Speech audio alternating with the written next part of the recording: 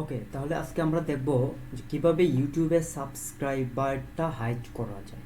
হ্যাঁ, subscriber hide করার কোনো কারণ নেই, তবুও যারা আমরা এই নতুন ইউটিউবার তারা মনে করি যে যাদের অনেক আপনার ফলোয়ার আছে তাদের ভিডিওগুলো হয়তো সবাই দেখে, আমরা নতুন তাই আমাদেরটা কেউ চয়েস করবে না। আসলে বিষয়টা এরকম না, তবু অনেকের মধ্যে একটা কনফিউশন থাকে। হ্যাঁ, তবে চলুন আজকে আমরা দেখি কিভাবে ইউটিউবে সাবস্ক্রাইবার হাইড করে রাখবে। ওকে, এর জন্য আপনি আপনার ব্রাউজারে যাবেন, যে কোনো একটা ব্রাউজারে, সেখান থেকে আপনি দেখবেন প্রথমে যে আপনার চ্যানেলটা লগ ইন করা আছে কিনা।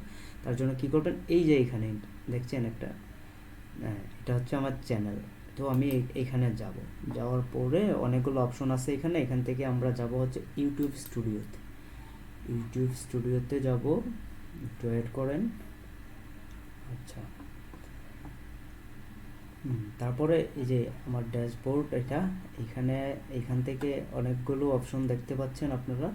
এখান থেকে আমরা যাব হচ্ছে সেটিংসে। হ্যাঁ, সেটিংসে সেটিংসে গেলে এখানে আরও অনেকগুলো অপশন আছে। এখান থেকে আমরা যাব চ্যানেল।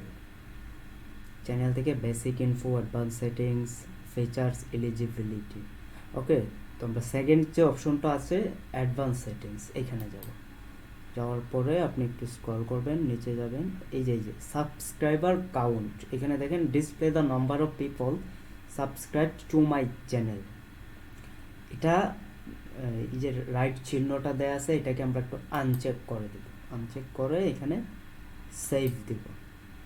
সেভ দেওয়ার সাথে সাথে আমাদের এটা হাইড হয়ে গেছে সাবস্ক্রাইবারটা।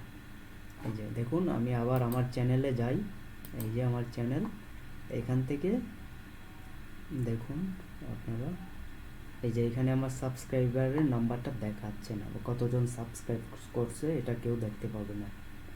ওকে, এই ছিল আজকের ভিডিও।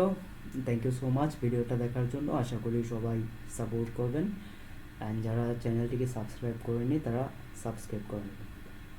Thank you.